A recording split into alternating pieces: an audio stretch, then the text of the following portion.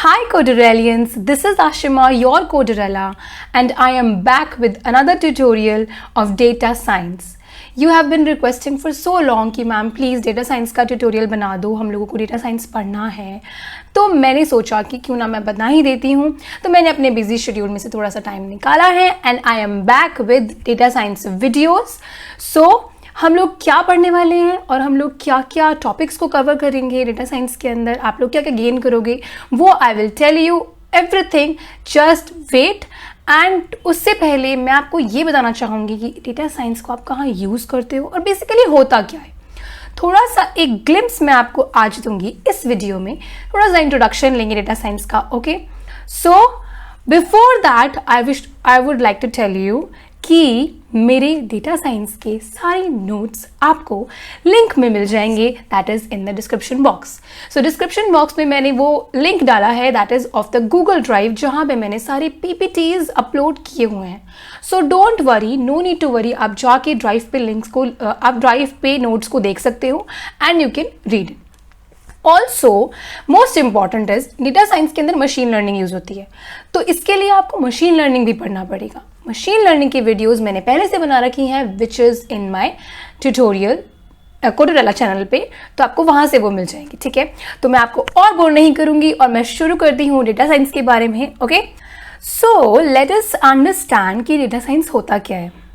तो उसको समझाने के लिए मैंने एक बहुत ही बेसिक सा एग्जाम्पल लिया है विच इज़ नेटफ्लिक्स. देखते तो हुई आप लोग, ऑब्वियसली कौन है जो नहीं देखता होगा नेटफ्लिक्स.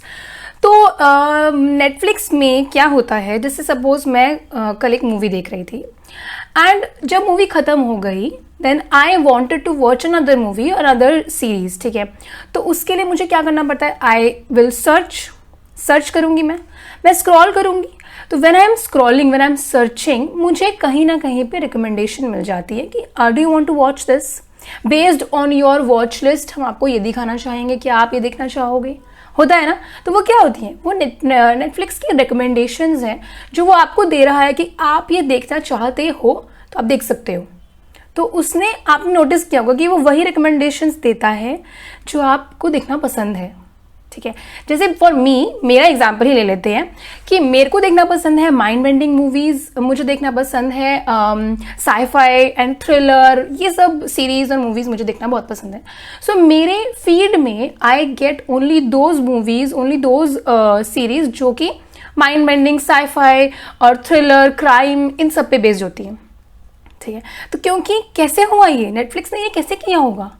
नेटफ्लिक्स क्या करता है, आपके पुराने वॉच हिस्ट्री, मतलब आपकी जो वॉच हिस्ट्री थी, जो भी आप पहले देख चुके थे, उस डेटा को वो लेता है, अपने पास स्टोर करता है और उस डेटा पे वो कुछ ऐसे एल्गोरिथम लगाता है जिससे ये पता चल जाता है कि ये बंदा आगे जाके क्या देखना चाहेगा. ठीक है, so this is what is called as Netflix recommendation.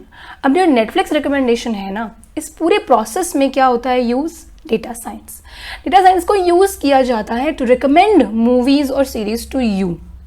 Similarly आप यूट्यूब पे भी देखते हो, सिमिलरली आप गूगल पे भी देखते हो, रिकमेंडेशन आपको मिलती है. सो रिकमेंडेशन होती ही इस तरीके से है, कैसे, डेटा साइंस को यूज करके. ठीक है, तो डेटा साइंस क्या होता है, देखो हम देखते हैं कि कैसे कैसे स्टेप्स होते हैं. फर्स्ट ऑफ ऑल नेटफ्लिक्स क्या करता है, आपके डेटा को कलेक्ट करता है. ठीक है, डेटा कौन सा होगा, जो आपने पहले देखा है. क्या देखा था आपने, जो मूवी मैं देख रही थी कल, वही वाली मूवी, उसके डेटा को कलेक्ट करेगा कि okay Ashima watches this kind of movies, है ना.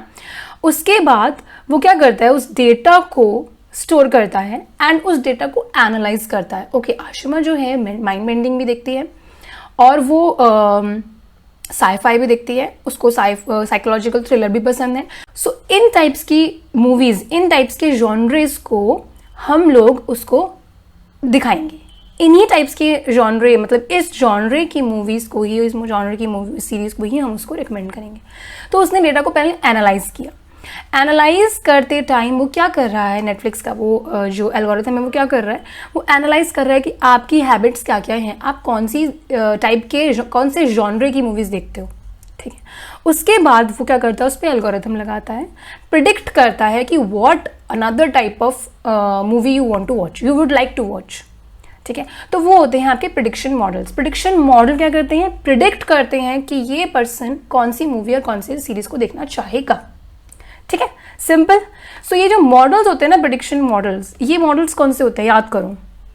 मॉडल्स कहाँ पढ़े थे हमने, क्योंकि आप लोगों ने मेरा मशीन लर्निंग का ट्यूटोरियल देखा ही नहीं है, तो उसको देखो, उसके बाद ही डेटा साइंस पे आना, क्योंकि समझ में नहीं आएगा ना। मशीन लर्निंग मॉडल्स को ही हम डेटा साइंस में यूज़ करते हैं और उससे हम प्रिडिक्ट करते हैं कि इस पर्सन को ये चीज़ ज़्यादा चाहिए होगी या फिर नहीं चाहिए होगी, ठीक है। सो इट्स नॉट कि रिकमेंडेशन ही है एक एप्लीकेशन डेटा साइंस का। डेटा साइंस बहुत सारी जगह यूज़ होता है। ये तो मैंने आपको एक एग्जाम्पल दिया जिससे आपको समझ में आ जाए कि डेटा साइंस क्या होता है, कैसे काम करता है। सो यहाँ पे जो नेटफ्लिक्स मूवी रिकमेंडेशंस हुई हैं, ये रिकमेंडेशन डेटा साइंस की हेल्प से करी गई हैं, मशीन लर्निंग मॉडल यूज़ करके करी गई हैं, ठीक है। डेटा साइंस क्या हुआ, डेटा को कलेक्ट करना, उसको एनालाइज करना, एमएल मॉडल यूज़ करके उसको प्रिडिक्ट करना, उस प्रॉब्लम को प्रिडिक्ट करना कि ये पर्सन को क्या चाहिए हो सकता है, ठीक है। This is what data science it's very easy.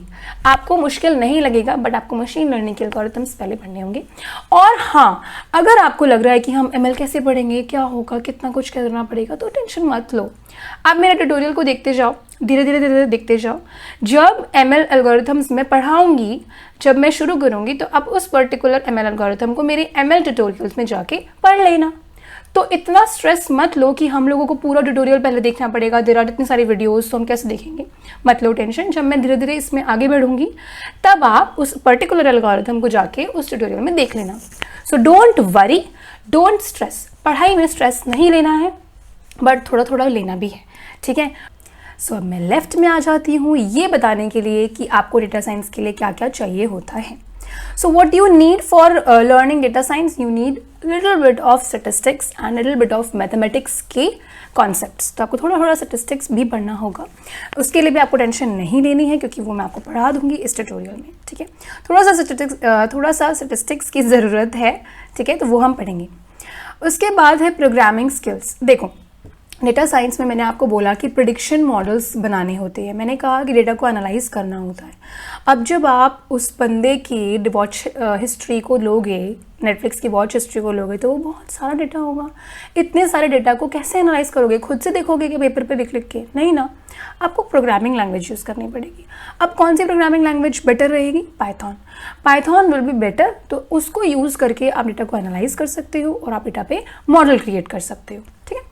तो इतनी भी इसमें भी कोई प्रॉब्लम नहीं है, उसके लिए आपको थोड़ी बहुत पाइथन आनी चाहिए, थोड़ी बहुत नहीं, अच्छे से आनी चाहिए, ठीक है। सो आई एक्सपेक्ट कि आप लोगों को पाइथन आती है, सो टेंशन नहीं लेनी है। If you don't know programming skills, अगर आपकी इतनी अच्छी नहीं है, हम लोग जैसे जैसे आगे बढ़ेंगे आपको समझ में आता जाएगा, टेंशन मत लो, थोड़ा बहुत खुद से थोड़ा थोड़ा पढ़ लेना पाइथन के बारे में। नेक्स्ट जो आपको चाहिए होगा वो होगा कि डेटा को क्लीन कैसे करते हैं, डेटा के कलेक्शन कैसे करते हैं। बहुत सारी साइट्स हैं जहाँ पे आपको डेटा मिल जाता है, ठीक है। उस डेटा को लेने के बाद आपको क्लीन करना पड़ता है, तो वो भी हम लोग कुछ पढ़ेंगे थोड़ा बहुत यहाँ पे, ठीक है। देन आता है fourth is exploratory data analysis. मतलब आपने डेटा मिल गया है, अब उस पर आप एनालाइज करोगे कि ये, मतलब जैसे कि आपने नेटफ्लिक्स हिस्ट्री ली, तो नेटफ्लिक्स हिस्ट्री में एनालाइज करना पड़ेगा ना कि ये वाला जॉनरे ज़्यादा देखते हैं, ये वाला जॉनरे कम देखते हैं। सो एनालिसिस इज ऑल्सो डन, तो ये होता है EDA, ठीक है। अब जब आपने एनालिसिस कर लिया तो आपको मशीन लर्निंग की ज़रूरत पड़ेगी। मैंने आपको बोला ही था कि मशीन लर्निंग तो आपको करनी पड़ती है, इसके अंदर मशीन लर्निंग से ही मॉडल बनते हैं जो कि प्रिडिक्ट करते हैं, ठीक है। उसके बाद आपको डेटा का visualization, I am so sorry, उसके बाद आपको डेटा का विजुअलाइजेशन करना होता है। सो डेटा का विजुअलाइजेशन क्या होता है, जैसे आपने डेटा ले लिया तो उस डेटा को आप ग्राफ में डिस्प्ले करते हो ताकि आपको अच्छे से विजुलाइज हो सके, ताकि आप डेटा को अच्छे से अंडरस्टैंड कर सको, ठीक है। उसके लिए भी बहुत सारी चीज़ें हैं, हम लोग पढ़ेंगे। डोमेन नॉलेज, डोमेन नॉलेज क्या है कि आप जिस पे प्रॉब्लम पे काम करने जा रहे हो उसकी भी नॉलेज आपके पास होनी चाहिए। आप नेटफ्लिक्स की हिस्ट्री के बारे में जानना चाह रहे हो, आप नेटफ्लिक्स के अंदर प्रिडिक्शन करना चाह रहे हो कि उसके क्या पर्सन व्यू करना चाहेगा, तो उसकी वॉच हिस्ट्री के बारे में, नेटफ्लिक्स के वर्किंग के बारे में you should know. Domain knowledge is also important in this. So ये सारी चीज़ें आपको चाहिए होती हैं to work on data science, okay, to execute the data science process, ठीक है। Thank you for watching my video and I hope that you will be with me for this whole tutorial और आपको tutorial के बाद data science समझ में आ जाएगा। Okay, so don't worry and don't panic, सब कुछ हम लोग धीरे धीरे करेंगे एंड थिंग्स टेक टाइम, तो टेंशन नहीं लेनी है और पढ़ते रहना है, छोड़ना नहीं है बीच में, ठीक है। सो आई होप आपको थोड़ा बहुत आइडिया मिला होगा डेटा साइंस का, और अगर नहीं भी मिला है तो हम आगे वाले वीडियोस में पढ़ लेंगे। So stay tuned and watch my videos, subscribe my channel and like my videos and also share भी करना है, इतना सब कुछ करोगे तो शेयर भी कर ही देना। और bye bye, take care, this is your कोडरेला।